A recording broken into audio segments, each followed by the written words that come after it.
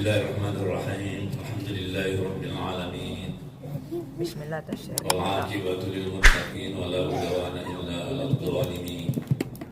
Wassalatu wassalamu ala asyrafil mursalin sayyidina Muhammadin wa ala alihi wa sahbihi ajma'in. Tasyari wa 505. Hasbunallahu wa ni'mal wakil.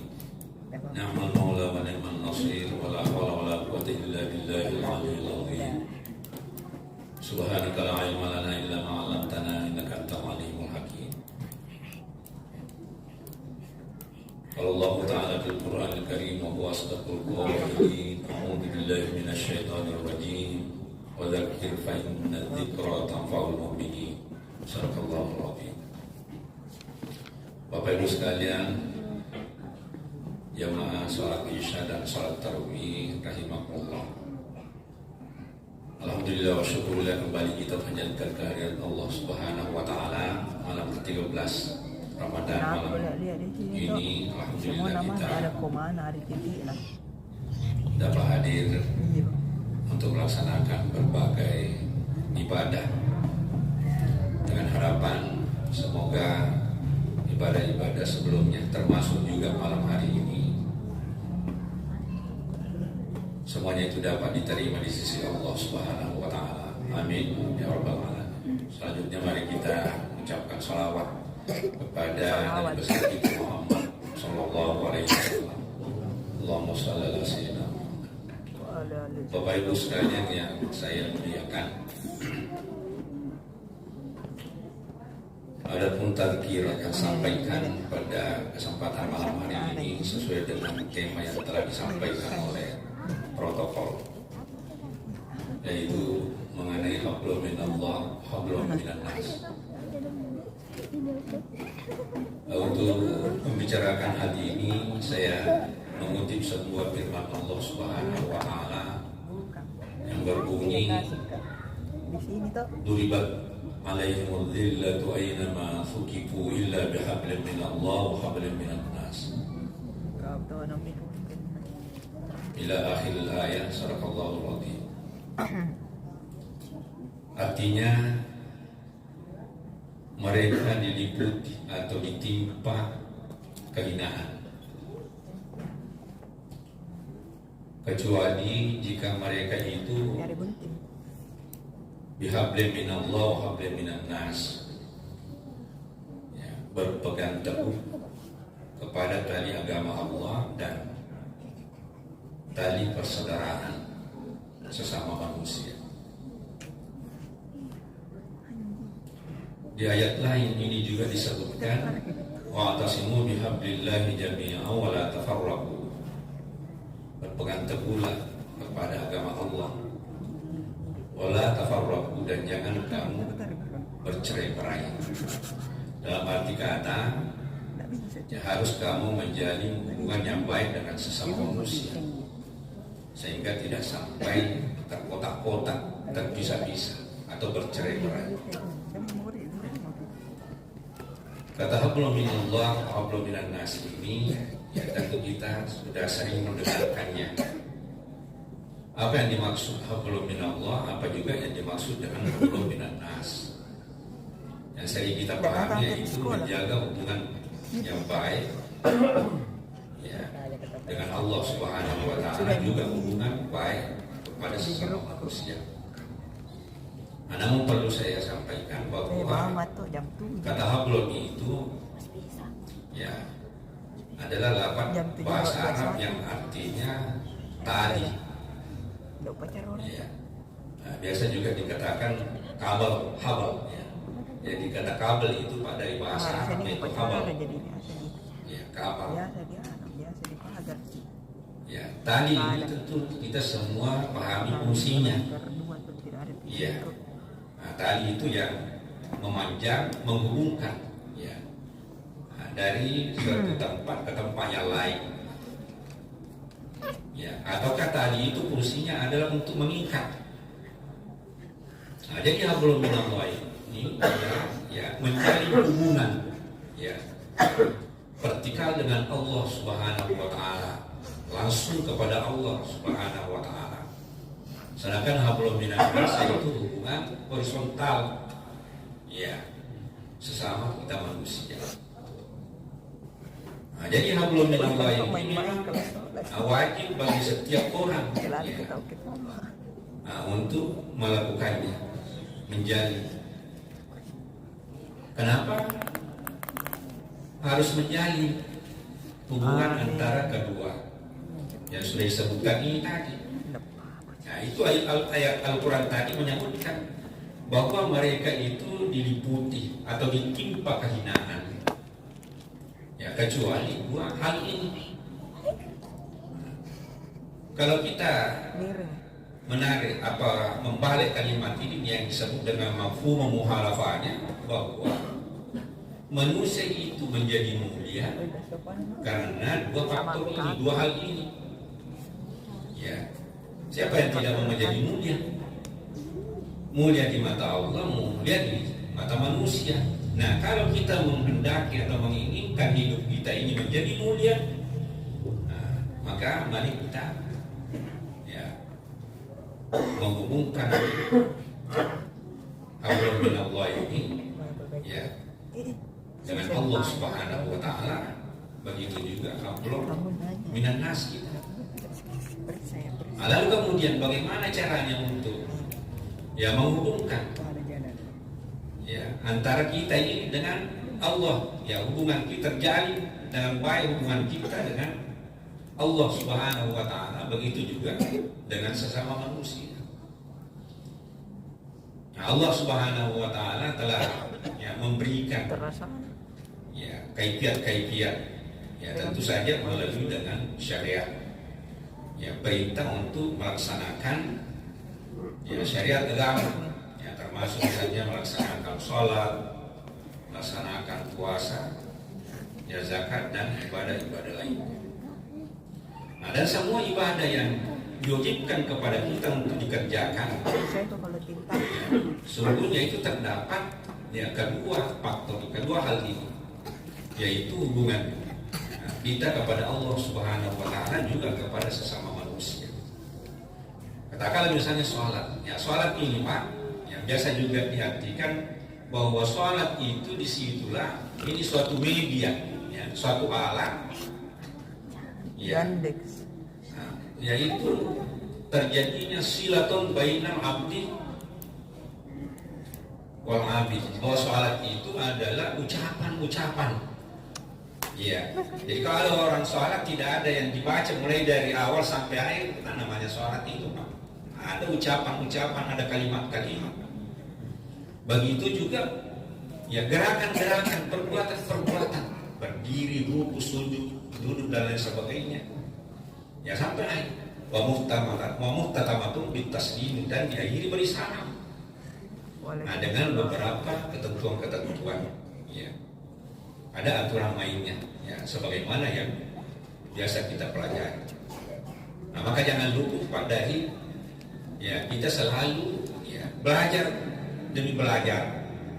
Ya, coba bayangkan kalau sudah sekian lama kita lakukan sholat itu masih begitu-begitu, ya. Nah, tidak ada peningkatan, tidak ada perubahan. Ya, utamanya dari segi perilaku, ya. Ya. Nah, ini penting. Nah, jadi mulai dari takbir itu, ya, nah itu ada komunikasi dengan Allah, ada silah dengan Allah. Ini yang dimaksud dengan hablum minallah wa hablum minallah. Iya.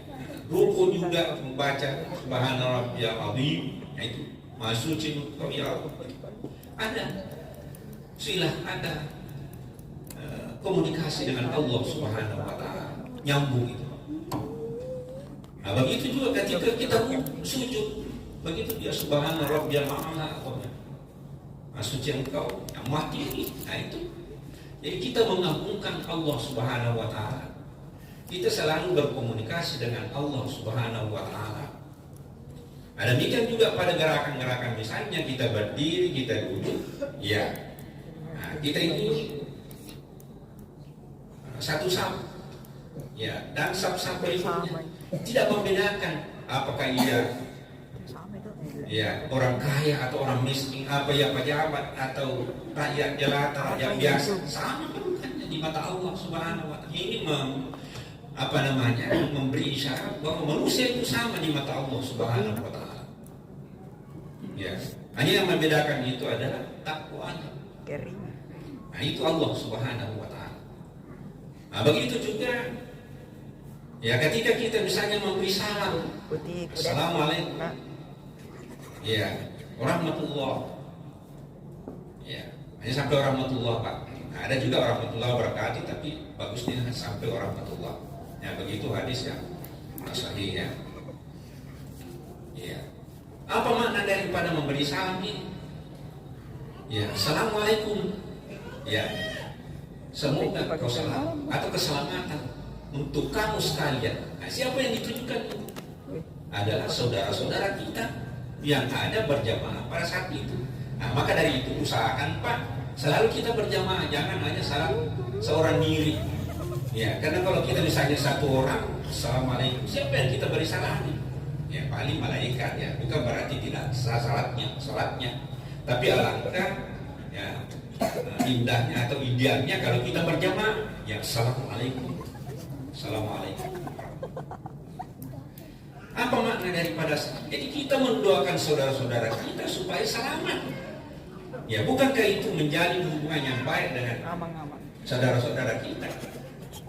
Nah, ini perlu Pak untuk dimaknai hidupnya. Nah, jadi banyak sekali faedah-faedah yang bisa kita ambil dari ya salat itu. Nah, termasuk ini hubungan kita kepada Allah dengan hubungan kepada sesama manusia. Nah, sesudahnya itu memberi salam, ya biasanya kita membaca puji-pujian. Nah, saya minta kepada bapak-bapak, ya jangan jadikan kebiasaan itu begitu selesai assalamualaikum warahmatullahi wabarakatuh langsung kita salami orang. Ya bukan berarti tidak boleh. Nah, tapi aturan mainnya bagusnya itu nanti setelah kita berzikirlah bagus. Iya, tunggu sebentar. Iya.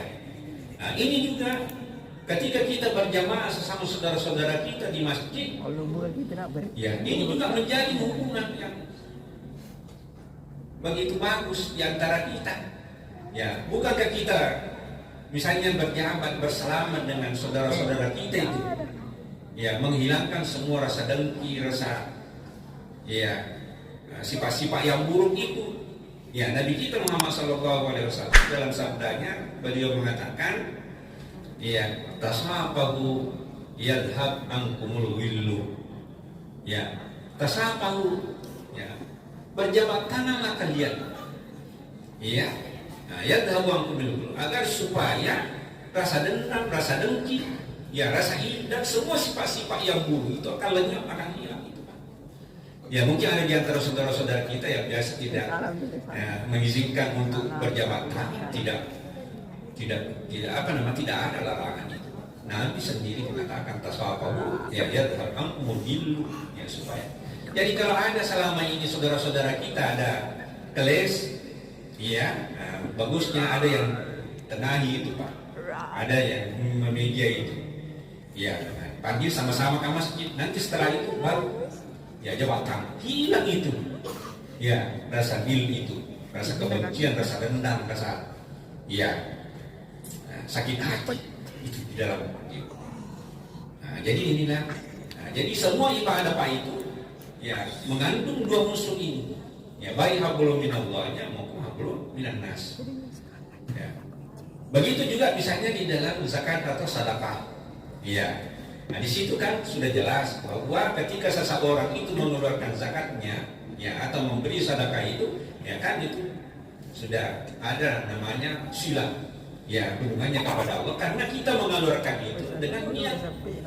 Ya, niat itu kan ya hubungannya kepada Allah Subhanahu wa taala. Sebab sesuatu amalan yang tidak disertai dengannya itu sia-sia saja. Iya. Nah, maka dari itu ya ketika kita mengeluarkan zakat ya atau ke sedekah, memberi sedekah itu kita berniat ya supaya ya dapat diterima oleh Allah Subhanahu wa taala dan bermanfaat kepada semua manusia. Nah, lalu kemudian manfaatnya kepada siapa? Kepada saudara-saudara kita. Nah, itu juga kan terjalin hubungan di antara ya sesama. Nah, jadi lahir namanya sifat kepedulian. Ya, kepedulian sosial. Nah, jadi ibadah sesungguhnya itu Pak, jadi mengandung dua ini, ya. Nah, jadi itu memang kewajiban mutlak dari Allah Subhanahu Wa Taala sesuai dengan ya tujuan hidup kita, ya, bahwa kita dilahirkan ke bumi ini tidak lain adalah untuk beribadah kepada Allah Subhanahu Wa Taala. Nah, kemudian yang kedua ini adanya kepedulian sosial, ya, terhadap sesama manusia. Jadi salat itu Pak tadi ada kepedulian sosialnya, kita mendoakan saudara-saudara kita, ya, kemudian di dalam zakat juga ini, ya, kita berbagi, ya, khudh min amwalihim shadaqatan tutahhiruhum wa tuzakkihim. Di situ ada dua unsur ini tadi, wa tuzakkihim biha, itu mensucikan jiwa kita, ya, dari kotoran-kotoran. Nah itu, ya, hubungan kita dengan Allah Subhanahu Wa Taala agar supaya hati selalu bening menjadi bersih, ya, dari sebagainya. Nah, kemudian unsur yang kedua, bahwa zakat itu, ya, itu kita transfer, ya, kepada saudara-saudara kita yang memang membutuhkannya. Nah itu juga belum, ya, minan nas. Nah demikian juga ibadah-ibadah yang lain. Nah, Bapak kaum muslimin yang saya muliakan, jadi dua hal ini yang membuat kita selamat. Nah, maka dari itu, ya, kenapa demikian? Karena ada juga di antara saudara-saudara kita, Pak, mungkin hubungannya bagus kepada Allah, tapi hubungannya kepada manusia tidak terjadi baik. Ada kan begitu? Atau sebaliknya, ada juga orang, ya, hubungannya kepada sama manusia indah sekali, ya. Nah, tetapi hubungannya kepada Allah putus, ya, mungkin dia tidak sholat, ya, mungkin dia tidak puasa, kan ada seperti itu, Pak. Ya. Nah, jadi perlu ini kita bina namanya akhlak ini. Jadi akhlak itu, ya, akhlak kepada Allah yang disebut dengan ihsan, ya, kemudian ada juga akhlak, ya, kepada sesama manusia, ya. Nah, kita memiliki sifat-sifat yang terpuji, ya, jangan sampai ada, ya, keles, ya, hanya persoalan sepele saja sampai, ya, tidak baku ngomong, ya, bertahun-tahun. Nah, saya akan mengakhiri, ya, pembicaraan saya dengan mengangkat sebuah riwayat, tentu saja berdasarkan dengan, ya, hadis Nabi kita Muhammad SAW. Nah, itu diriwayatkan di beberapa hadis. Itu suatu ketika, ya, pada masa Rasulullah SAW, ada itu mayat Pak diusung, ya. Nah, jadi sahabat itu menyaksikannya mayat itu. Nah, lalu kemudian hal ini disampaikan kepada Rasulullah SAW bahwa ada sahabat saudara kita, si A, meninggal itu. Nah, begini. Ya, selama hidupnya, ya, dia sampaikan kepada Nabi seperti itu. Apa kata Nabi? Wajabat, ya, lahul jannah. Ya, orang itu wajib masuk surga. Kenapa? Ya, karena tadi dia sudah perbaiki hubungannya dengan Allah dengan melaksanakan ibadah dan perintah-perintah yang lainnya. Kemudian dia juga menjalin hubungannya dengan sesama manusia. Kemudian tidak lama berselang, ya, ada lagi mayat yang diusung. Nah, lalu kemudian disampaikan kepada Nabi, ya, menurut riwayat ini seorang imrah, seorang wanita. Yang mudah-mudahan wanita kita ini tidak ada seperti itu. Nah, jadi wanita ini tadi meninggal dunia, ya, lalu kemudian disampaikan kepada Nabi, dan menurut kesehariannya itu orang yang menyaksikannya wanita ini wanita baik. Kenapa? Taat beribadah, taat berpuasa, pokoknya taat. Iya. Nah, lalu kemudian disampaikan kepada Nabi, apa kata Nabi? Wajabat lahun nar, lahan nar. Ini wanita ini wajib masuk neraka. Tuh. Nah, lalu kemudian Nabi heran, Pak, kenapa Rasul berkata begitu? Padahal, ya, menurut penglihatan, ya, mata telanjang kami ini selama ini wanita itu baik-baik. Nah, lalu kemudian sahabat bertanya, mengapa ya Rasul? Nah, sampai, ya, Rasul mengatakan seperti itu. Iya, ada satu sifatnya yang buruk, yaitu suka menyakiti hati tetangganya. Ya, coba bayangkan, ibu-ibu sekalian, dia rajin puasa, dia rajin salat, sunatnya, mengaji dan lain sebagainya. Tapi ada sifatnya yang buruk yang dia tidak bisa tinggalkan. Apa itu? Dia suka menyakiti hati tetangganya. Ya, nah, sehingga diponis oleh Nabi bahwa wanita itu, ya, masuk ke dalam neraka. Naudzubillah min dzalik. Nah, ini membuktikan bahwa sekalipun baik hubungan ya kita kepada Allah, tetapi hubungan kepada kita itu juga membuat celaka seseorang. Nah, itulah sehingga Nabi kita Muhammad SAW mengatakan, ya man ada ya jarahu ya faqad adani wa man adani faqad adallah. Maka Rasulullah SAW, siapa yang menyakiti hati tetangganya, kata Nabi, maka sayalah yang disakiti. Coba itu. Jadi Nabi membela orang, ya itu tetangga itu. Kenapa Nabi membela tetangga itu? Sebab Nabi SAW selalu datang kepadanya Jibril. Mazala Jibril yusini, ya. Nah, anil jari hatta nantu annahu sayyukar itu. Berkali-kali datang malaikat kepadaku, iya, berpesan tentang tetangga, pelihara hubunganmu dengan tetangga. Ya kan biasa kita mungkin hanya persoalan sepele saja, anak-anak, ya mungkin pagar, mungkin sampah dan sebagainya, sampai bertengkar. Ya, jangan seperti itu. Ya, bapak-bapak dan ibu-ibu sekalian. Iya. Nah, jadi sampai-sampai Nabi menyangka karena seringnya datang Jibril kepadanya menyampaikan tentang yang menjalin hubungan dengan tetangga ini, ya jangan-jangan Nabi ini bahwa tetangga itu wajib mewarisi kita. Ya, begitu pentingnya ini bapak-bapak dan ibu-ibu sekalian. Ya, nah, sehingga Nabi Sallallahu Alaihi Wasallam tadi itu mengatakan man adani rajarahu fakat adani wa man adani fakat adallah. Siapa yang menyakiti hati tetangganya, maka akulah yang disakiti, kata Nabi. Dan barang siapa menyakiti hatiku, maka ia menyakiti Allah atau hati Allah Subhanahu wa Ta'ala. Nah, maka dari itulah bapak dan ibu-ibu sekalian, yang marilah kita untuk senantiasa menjaga hal ini jangan sampai ada terjadi di antara kita. Ya apalagi misalnya ya baku bombe, ya tidak boleh itu Pak Ibu lebih daripada 3 hari, ya. Nah itu sangat keras Nabi Sallallahu Alaihi Wasallam menyampaikan hal itu. Bapak dan ibu-ibu yang saya muliakan, saya kira berbicara tentang hal ini ya masih banyak. Ya rangkaiannya masih banyak hadis-hadis yang sangat berkaitan dengannya. Tetapi karena waktu yang sangat terbatas, maka baiklah kita untuk mengakhiri sampai di sini saja. Ya, dengan harapan mudah-mudahan apa yang saya sampaikan ada manfaatnya buat kita semua, termasuk juga pribadi saya. Sehingga dengan demikian kita memiliki kedua hal ini, maka insya Allah kita akan mulia di dunia ini dan mulia di akhirat, ya. Dan ujung-ujungnya tentu saja Allah Subhanahu wa Ta'ala merahmati dan meridai kita, dan balasannya tidak lain adalah surga. Demikian mudah-mudahan apa yang saya sampaikan ada manfaatnya, kurang lebihnya mohon maaf. Dan Allah wa iyyakum ajma'in. Wassalamualaikum warahmatullahi wabarakatuh.